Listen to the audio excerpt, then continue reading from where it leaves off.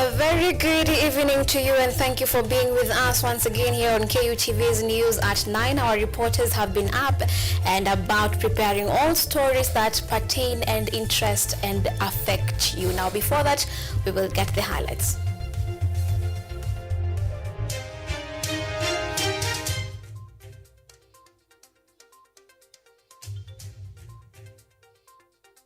Government sets aside 100 million shillings to back up a 16-day activism campaign against femicide in the country.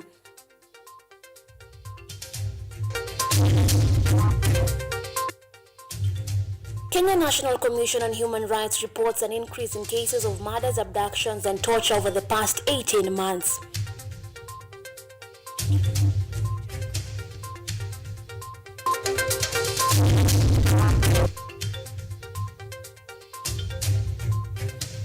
Moi University's VC, Professor Isaac Kosgei, appears before EACC over alleged embezzlement of funds. And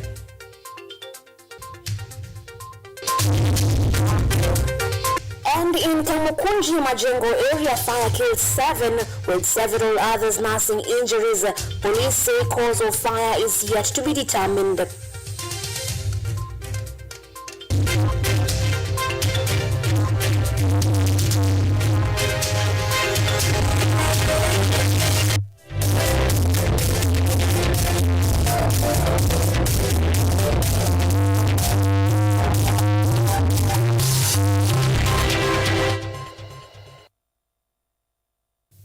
This is KUTV Primetime News with Yvonne Kemuma.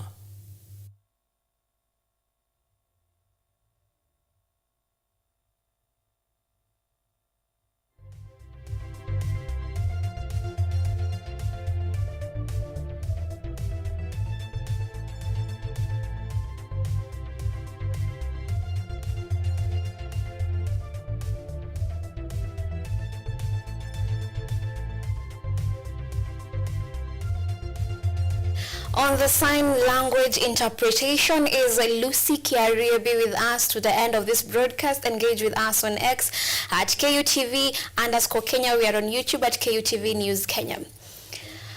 President William Ruto has described the rising cases of femicide as a tragic crisis, requesting immediate intervention. Speaking at State House on Wednesday in the company of women leaders, President Ruto announced a 100 million shillings allocation to support a 16-day campaign against femicide spearheaded by the women leaders. Following a sharp rise in gender-based violence largely targeted women, President William Ruto has condemned the vice and commended women leaders for their commitment and practical solutions to combat femicide. Emphasizing the need for a collective effort from the government, religious leaders, parents, teachers, and society. I commend the women leaders for their commitment and the practical proposals and solutions that they have put forward to end this scourge. This challenge requires the combined efforts of government, religious leaders, parents, teachers, civil society, and all citizens of goodwill. Ruto further stated that protecting women begins at home and within communities, urging the government to strengthen its commitment to ending all forms of violence. Ruto directed criminal justice officials to act swiftly in holding perpetrators accountable and called for enhanced gender desk in police stations as well as in hospitals to ensure victims receive immediate care and attention. As leaders, we are united in the resolve to ensure that justice is swift and efficient. I have instructed the criminal justice actors to execute their mandate without delay, holding perpetrators of femicide fully accountable. Gender desks in police stations must be enhanced, and we will introduce similar gender desks services in hospitals to ensure victims receive immediate attention and care. President Ruto also raised concerns on the exploitation of social media as a platform to lure women, therefore stressing the importance of equipping young people with the skills and awareness to navigate social risk. At the same time, we must equip our young people with the skills and awareness to navigate the risks they face in society. Social media has become a dangerous avenue for exploitation, and I urge our young people to treat strangers on these platforms with utmost caution. In a move to address the growing threats of gender-based violence and femicide in the country, the government has allocated 100 million shillings to support a 16-day campaign of activism against gender-based violence dubbed Safe Home, Safe Space, starting November 25th, 2024, with the campaign aiming to raise awareness and provide safe space for victims. We approach the 16 days of activism against gender-based violence. The women leaders standing here have agreed to embark on a nationwide awareness campaign to confront this vice head-on. This campaign will have the full support of my administration, and we are committing Kenya shillings 100 million for the Safe Home, Safe Spaces campaign and for the next 16 days of activism. Kia Hussein, KUTV. Now, the Kenya National Commission on Human Rights, KNCRH, has released a report highlighting human rights violation in the country from July of 2023 to November this year, 2024. According to the report, 97 women have been murdered between August and November 2024, with the country recording a spike in cases of human rights violation over the past 18 months. Our reporter Brenda Nyongesa has more. The Kenya National Commission on Human Rights has expressed grave concerns over the deteriorating state of human rights in the country during the period between July 2023 and November 2024. The KNCHR report reveals a significant increase in human rights violation, with approximately 60 deaths reported during protests against the 2024 Finance Bill in June. Despite these incidents, no one has been prosecuted in connection to these deaths. According to the report presented by Dr. Raymond Nyeris, the Vice Chairperson of the Kenya National Commission on Human Rights, cases of women being murdered have risen sharply, with 97 women killed between August and November 2024. The enjoyment of right to life is sacrosanct, regardless of the circumstances. During the year under review, violations of this right were witnessed during the anti-finance bill demonstrations, which took place between June and July 2024. During this period, the Commission documented 60 deaths that were perpetrated during the demonstrations.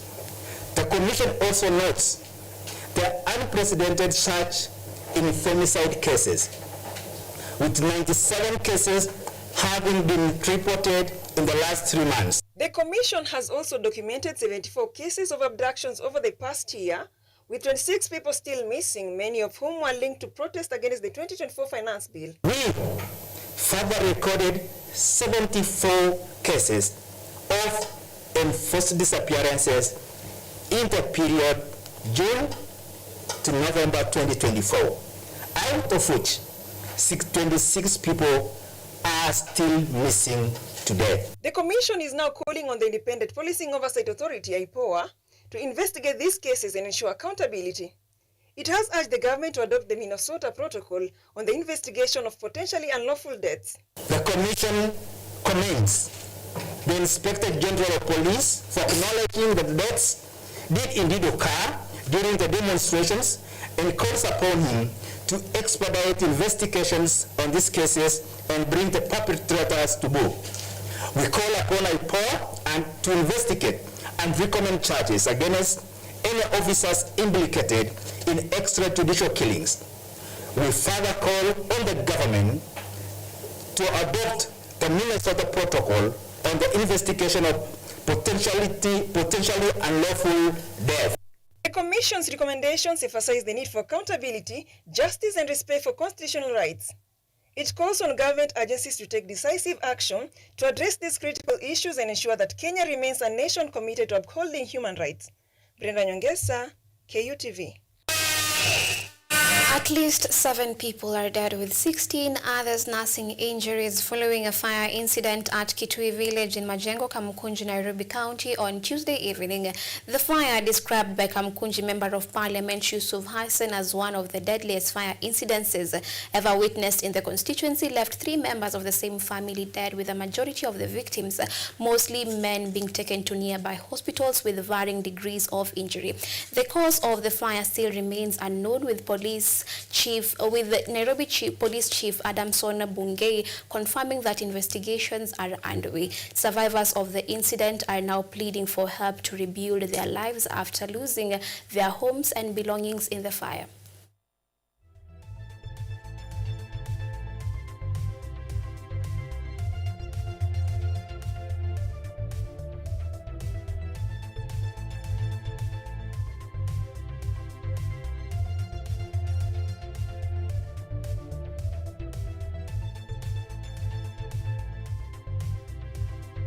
Now, Moi University Vice-Chancellor Professor Isaac Kosgei has today appeared before the investigators at the Ethics and Anti-Corruption Commission (EACC) in Eldoret over the alleged embezzlement of public funds and procurement irregularities involving multiple infrastructural projects worth 2.2 billion shillings.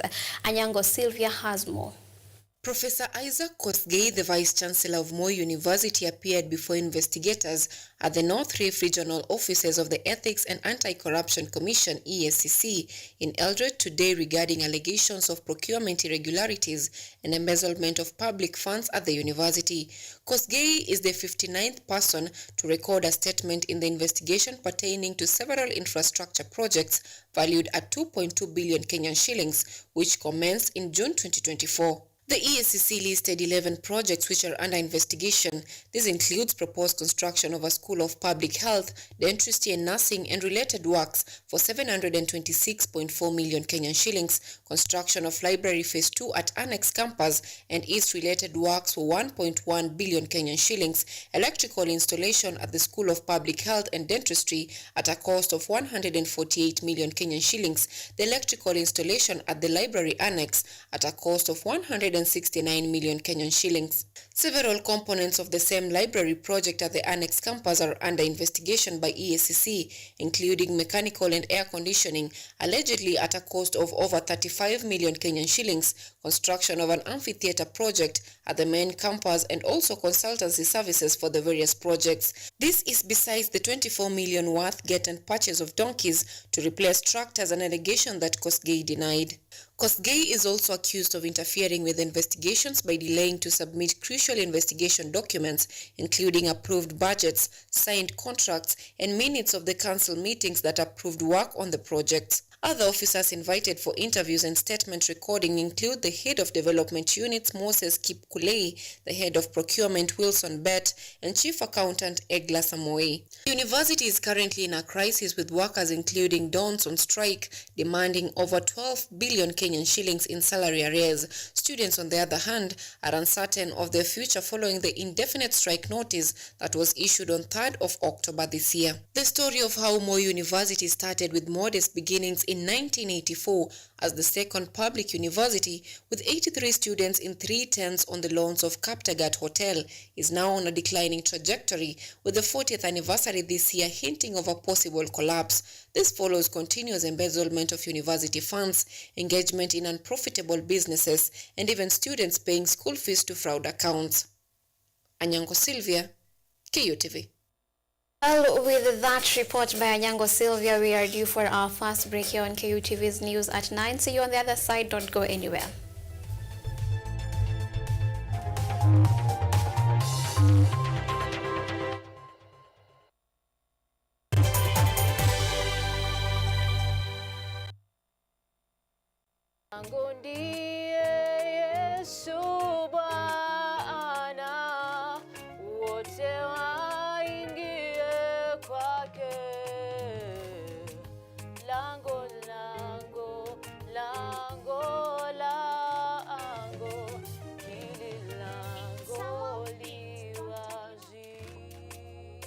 I am right here for your sake. Now, today we are going to talk about the beginning of a fall. But not just a fall, it is a fall never to recover. If you spend your time sleeping, na tumesema while you are drunk, your senses are sleeping. Bwana Yesu asifiwe. How are you doing today? I'm well in the Lord. I hope you are well in the Lord. First of all, I'd like to thank our Father in heaven. They say broken things can't be fixed, right? But that's a lie. Aye. Genesis chapter 3 verses 8. That evening they heard the Lord God walking in the garden, and they hid from him among the trees. But the Lord God called to the man, "Where are you? For God so loved the world that he gave his only begotten Son, that whomever believes in him should not perish, but have everlasting life." Catch me right here only on KUTV every single Sunday.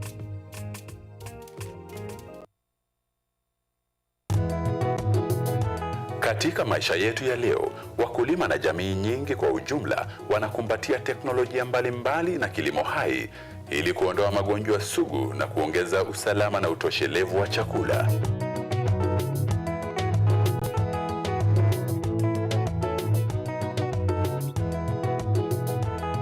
Mbolea asili imepunguza asidi kwenye udongo na kuongeza mavuno chungu nzima.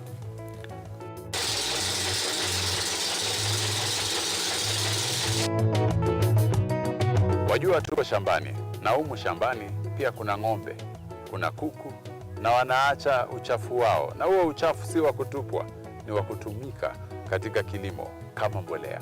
Kwa sababu mimea hii imekuwa kutumia mbolea ya hawa wanyama. Wakulima mbalimbali wamekumbatia teknolojia ili kuokoa gharama ya ukulima na kutumia nafasi zilizopo katika mashamba yao.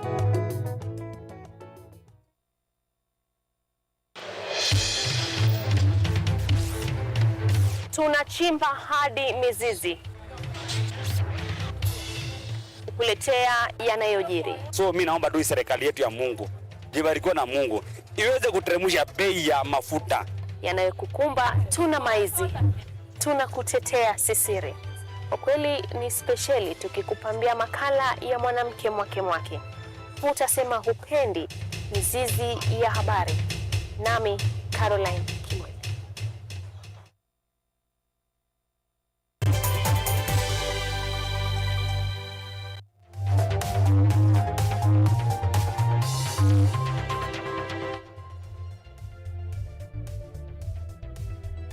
You are watching KUTV Primetime News with Yvonne Kemuma. That's right, we are back from that short break. Engage with us on X at KUTV_Kenya at Kemuma_Monari.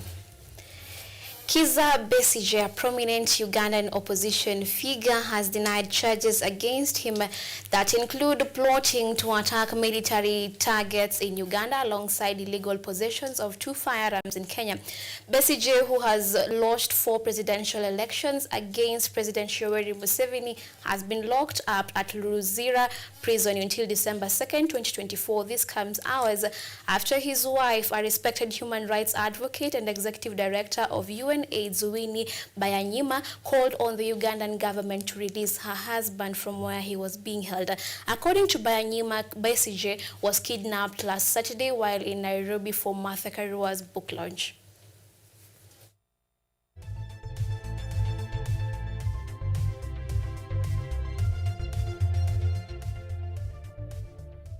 Now, the Kenya Kwanza administration has continued to maintain that the current reforms in the health sector, including the transition from NHIF to SHIFT under the Social Health Authority (SHA), is anchored on the national vision to that seeks to make affordable and quality healthcare services available for all citizens. Speaking in Nairobi while opening the first Nairobi Health Scientific Conference, Deputy President Professor Kithure Kindiki insisted that SHA will be successful notwithstanding the rollout challenges. Kindiki says that the Social Health Authority and other reforms in the health sector are well-intentioned and seek to ensure every citizen gets a comprehensive range of quality health services. The government has made significant progress in increasing access to health services through its partnership with county governments, local health providers, and the private sector. This includes in the rollout of the Social Health Insurance Fund, SHIF, which offers comprehensive coverage including outpatient service, preventive care, chronic disease management, and specialized treatment. And the President did say, which I want to reiterate, that SHA and the health reforms.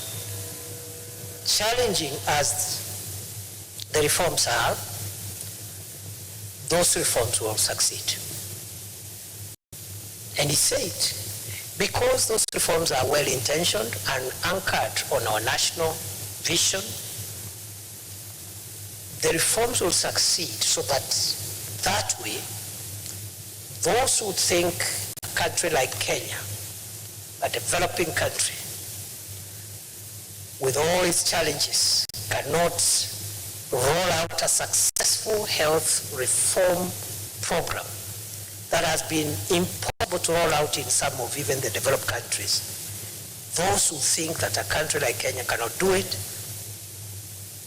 will live to see the success of this program, because it will succeed. Winning the 2024 U.S. elections, President-elect Donald Trump in May was found guilty of 34 felony counts of falsifying business records to suppress damaging information ahead of his presidential bid in 2016. Trump's sentencing was delayed until after the 5th of November elections, but now that he is president-elect, what happens to him next is less clear. Here's that report courtesy of VOA. Will President-elect Donald Trump be sentenced for his crimes? It's a question that remains to be answered, as New York State Judge Juan Merchan considers the extraordinary circumstances of a former U.S. president and convicted felon, who also happens to be the incoming president. In May, Trump was found guilty of 34 felony counts of falsifying business records, to conceal payments to adult film star Stormy Daniels, to suppress a sex scandal ahead of his 2016 election. Trump's sentencing in the so-called hush money case has been delayed multiple times, and his election victory earlier this month casts further doubt on legal proceedings. Really, the core of this is to find out whether or not Trump's sentencing is going to move forward at all, and that includes whether it will happen before he takes office, whether it will happen after he takes office, or whether his case will just be dismissed. Trump's defense team is arguing that a landmark Supreme Court ruling in July grants him presidential immunity and that the case should be dismissed entirely. But Manhattan District Attorney Alvin Bragg is arguing that the jury arrived at a guilty verdict prior to the Supreme Court ruling and that Trump was not president at the time.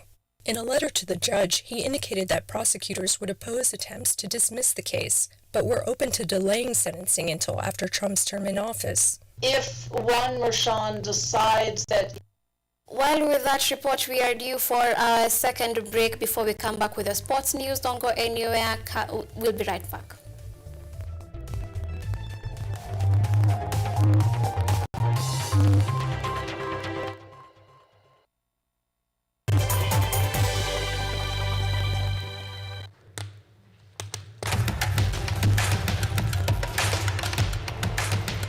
Access to knowledge. Solution to unanswered questions.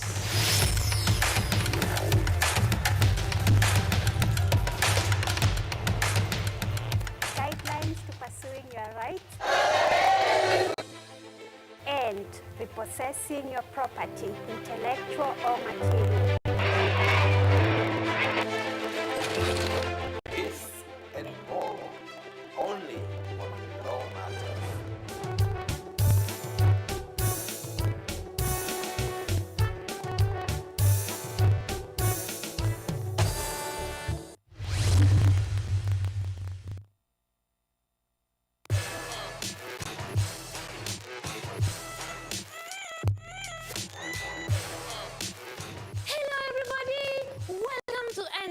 Where we ask the coolest questions in science. Let's go!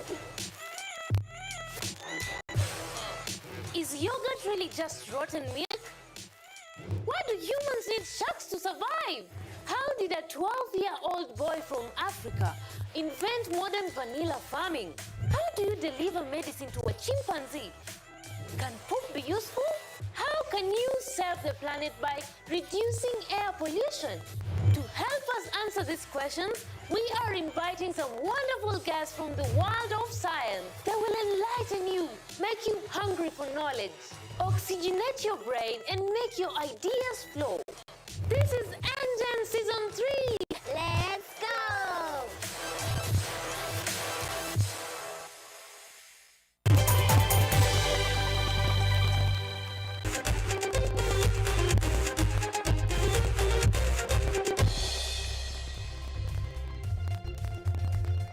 Now, Ulinzi Starlets secured a resounding 4-0 victory against Mombasa Olympic at the Ruaraka grounds in the Football Kenya Federation Premier League.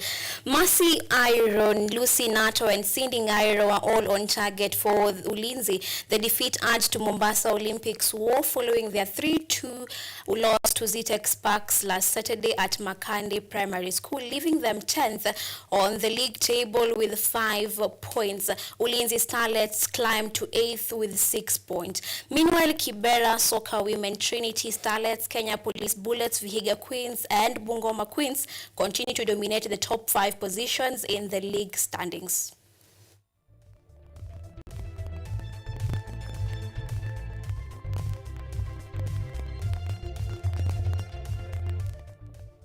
Now, Rafael Nadal, the renowned tennis player from Spain, has officially announced his retirement after losing in the Davis Cup semi-finals to Dutchman Botan van de Zadlak. Nadal has won a total of 22 Grand Slam titles, including a record 14 French Open victories. In his farewell speech, Nadal reflected on his journey in the world of tennis. His retirement marks the end of an era, leaving behind an unforgettable legacy in the sport.